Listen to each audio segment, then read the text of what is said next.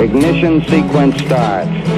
6, 5, 4, 3, 2, 1, 0. Liftoff. We have a liftoff.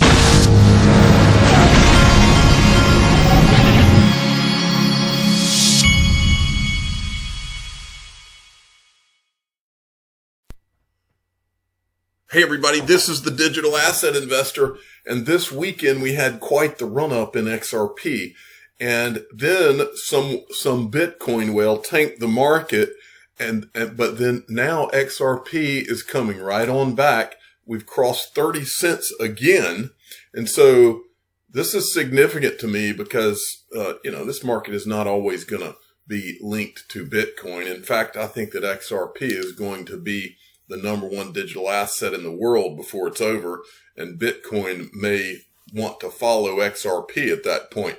But it's very significant to me that the market came back for XRP after that, and it did so more with XRP than any other digital asset that I've been watching.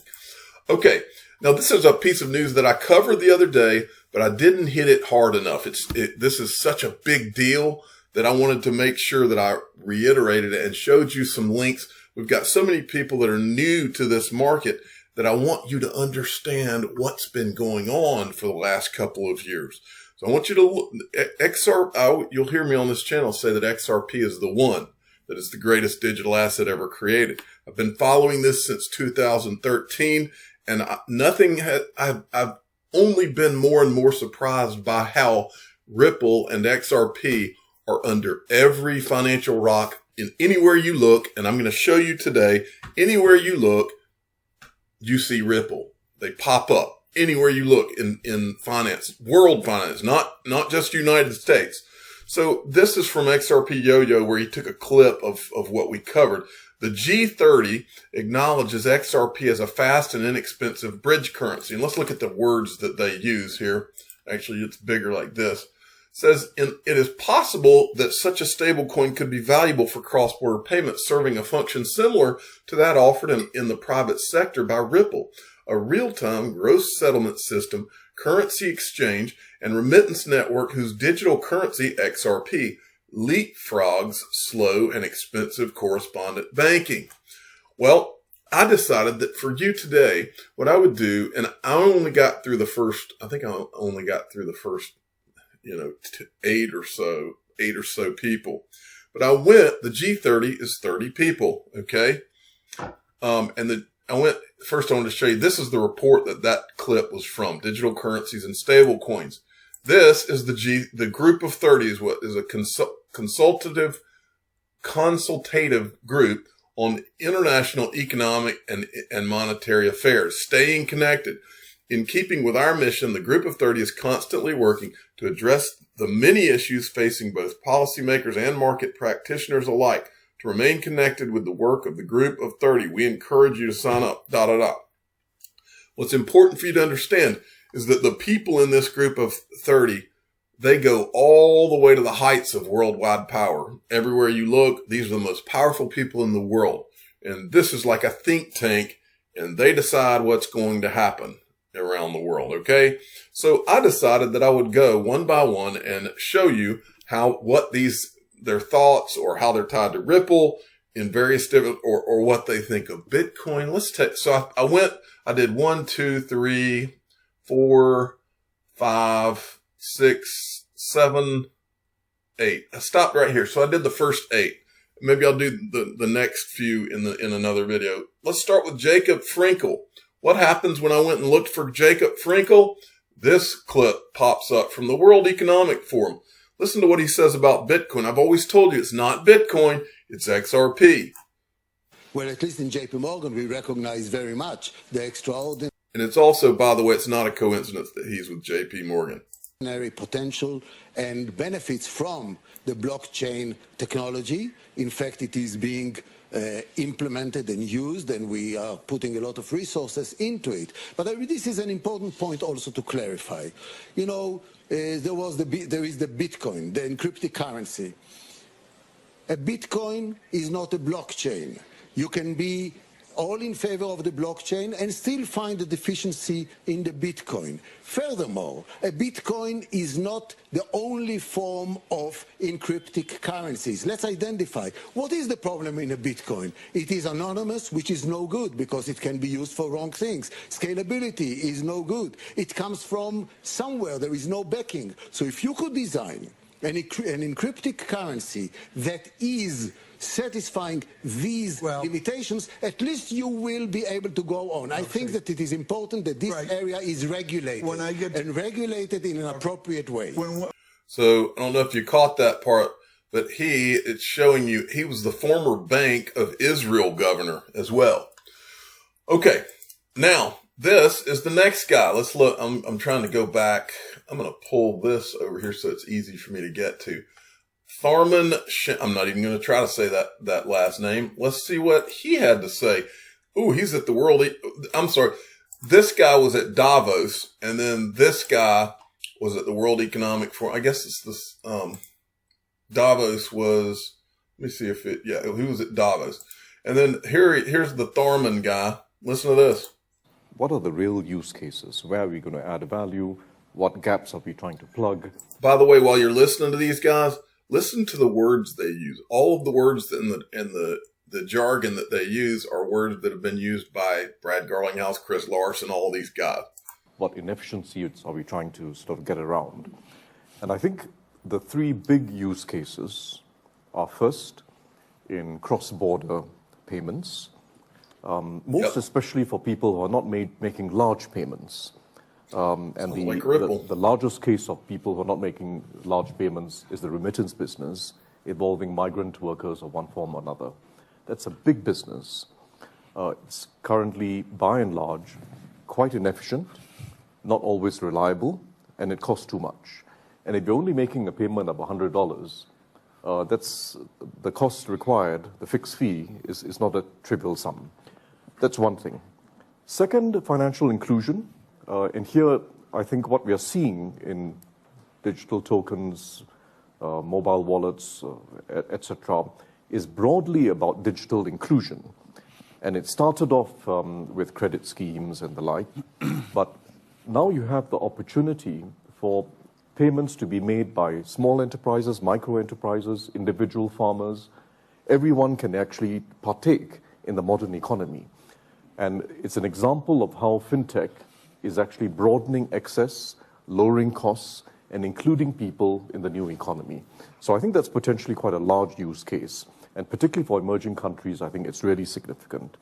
Thirdly, on the defensive side, I would say there's an opportunity to reduce and, if possible, root out the very large volume of illicit finance that takes place globally. Yes, sir. So, who's up next? Guillermo Ortiz. Let's see if we can get to him. There he is. When I did a search for Guillermo Ortiz, he comes up in this. This is report of the G20 Eminent Persons Group on Global Financial Governance, EPG. So he's in the list of people that's in attendance.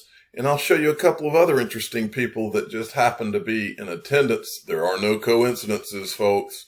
Let's see if we can get you to them. Mark Andreessen Horowitz, one of the first investors in Ripple. Susan Athey, Ripple Board of Directors.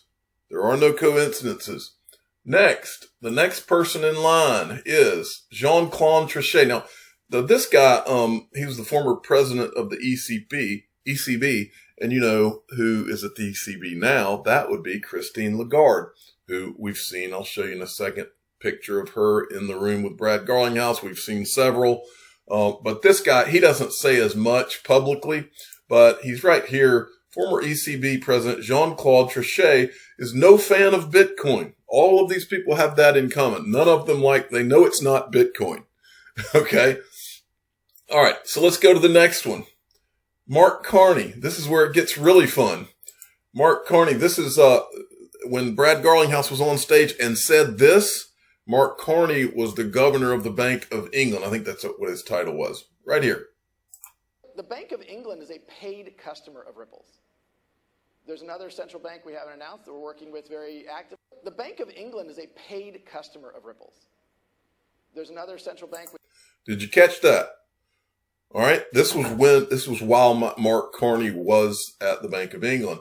And then he also said this, you might find this pretty interesting. Would be the global currency. Okay, the dollar is the global currency. We know that. The challenge is that the U.S. share of the global economy has been reducing.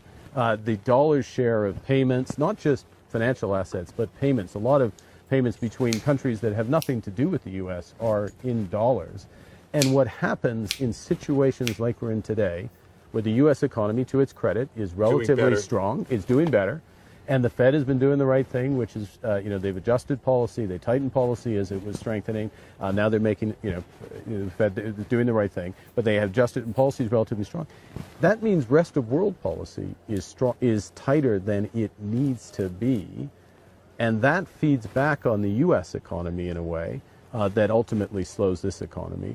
And it leads to a substandard outcome. And in a world where you only have limited policy space, it's a dangerous place to be. And so the trade issues we're talking about are reinforced by the structure of the monetary system. Now, I mean, you've asked a big question, so just give me a second to. But now the issue is, you don't just jump to something new overnight.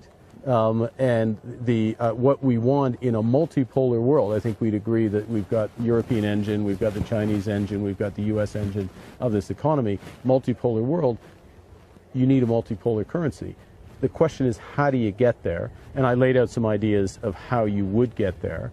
And the bottom line, Governor, is that all of the pressure on the difference in growth around the world would not fall on the dollar exchange rate. Yeah. It would be spread out if it was a global basket of currencies. It would be spread out as a global basket of currencies. It's better for the system as a whole. It's better. It raises that equilibrium level of interest rates. Right. It gives central banks more policy, but it gives people who are watching greater returns on their savings. Well, certainly worth thinking about. Governor Carney, thanks for joining us. Thanks for having me. Yes, sir.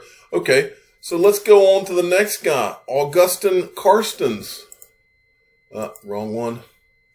You might remember this. By the way, there's Christine Lagarde. There's Brad Garlinghouse. This was at that Swiss National Bank conference. That is Austin whatever you say his name, who's the head of the BIS. So this is him. Then we get to Jamie Caruana. Let's go to here. When I did a search on him, this is what comes up. Second GPFI conference on standard setting bodies and financial inclusion, standard setting in the changing landscape of digital financial inclusion. Remember, in the one of the things in the video that I showed you a minute ago with this guy right here, he kept going on and on about financial inclusion and how important that was. And here is a standard setting on changing landscape of digital financial inclusion. And this is all the way back to 2014. And here's the Jamie Caruana, who is one of the other members of the group of 30. And it just so happens as you scroll through this document and you get to about page 4, down here you will see Ms. Karen Gifford, Chief Compliance Officer, Ripple Labs, former counsel and officer, Litigation and Enforcement Group, Federal Reserve Bank of New York. Remember Federal Reserve Bank of New York, because our next up will be William C. Dudley. William C. Dudley is at the Federal Reserve Bank of New York. Who else is at the Federal Reserve Bank of New York? That would be Glenn Hutchins. Who is Glenn Hutchins? Glenn Hutchins is a board member at the Digital Currency Group, which is an owner in both Coinbase and Ripple. This is Glenn Hutchins from back, when was this? Roses on the Moon back, I think it was, I can't remember if this is the exact date, but it doesn't matter. Listen up. And the protocol. And the three of them operate together to create one solution, one integrated solution that has the capacity to revolutionize the way we move things of value around the world. Let me use a railroad analogy to make the point. The token. By the way, this is the SEC chairman. Is the equivalent of the boxcar. It's the thing into which you embed something of digital value that needs to be moved from one place to another, from one part of a blockchain to another. The blockchain is the cargo invoice, is the invoice in the cargo manifest. And the rails is the protocol. And you have to think about all three as one integrated solution that enables you to accomplish the purpose of moving anything of value around the world at the speed of light at no cost, the way we talk about email today. People who just talk about blockchain are talking about something very interesting, but it's a piece of enterprise technology that's an advanced database. And a private blockchain unconnected to the global, to the Bitcoin or another digital currency blockchain is the equivalent of the intranet.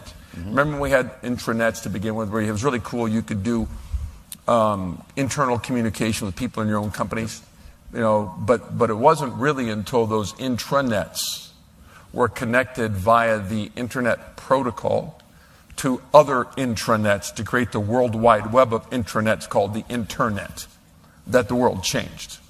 The world is going to change in finance when we connect the private blockchains via the Bitcoin or Ethereum or other protocol to the other blockchains in the world, have a global blockchain that's the World Wide Web of blockchains that will fundamentally change the way in which not only do we move value around the world at the speed of light, but also in which we actually fundamentally change the way in which we compute, because it's the fourth computing paradigm I've experienced in my lifetime, the decentralized computing paradigm.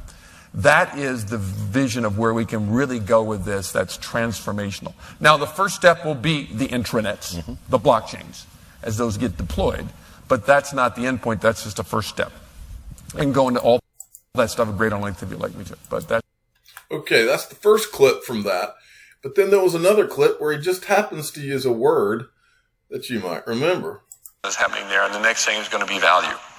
And the question is, how can we use the internet to move anything of value at the speed of light at no cost, the way we've done all those other things that we've done?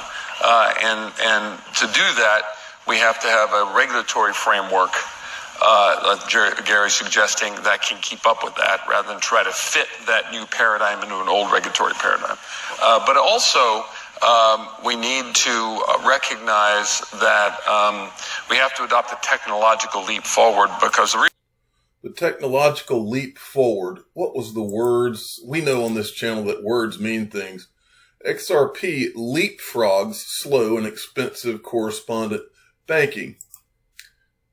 Leap forward. The reason why the Chinese in particular, I've invested in some of these Chinese payment modalities as well, were able to do this is because they didn't have the credit card system with which to contend.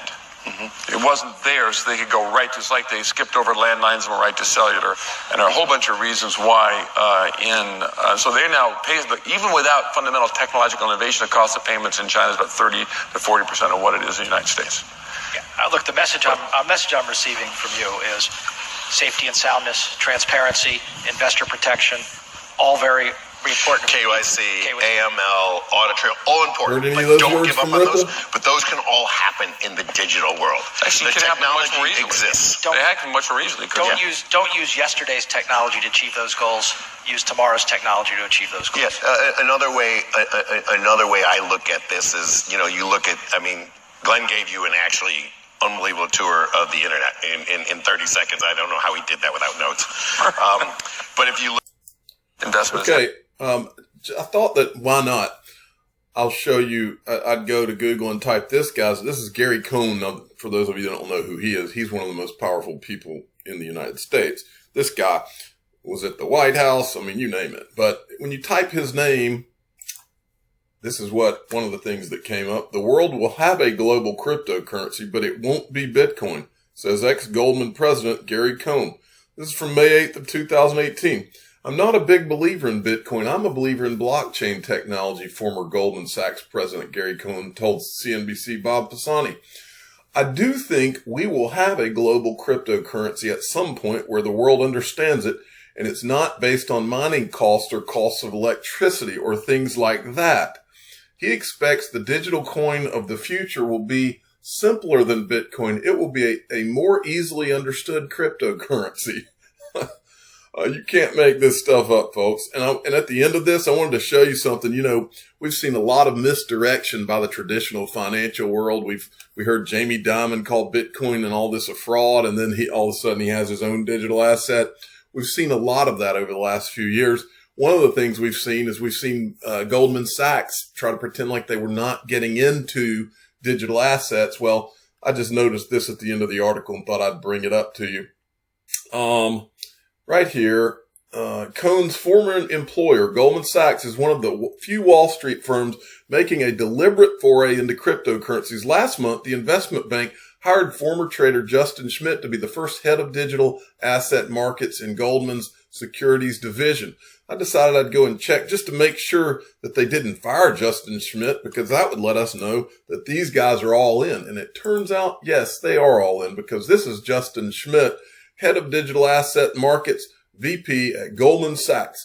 As my father, the official father of the Digital Asset Investor channel, has always told me, nothing will happen with our economy without Goldman Sachs, JP Morgan, and the boys being on board. And they are on board, folks. I've just shown you. Now, before I forget, folks, but I wanted to round out the point by saying to you this. This is very exciting, folks. This is very exciting to watch. It's fun for us to watch these prices go up and to watch the value of our XRP go up.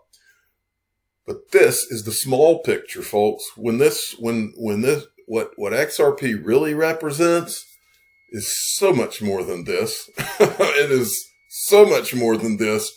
And I believe the world is about to find out.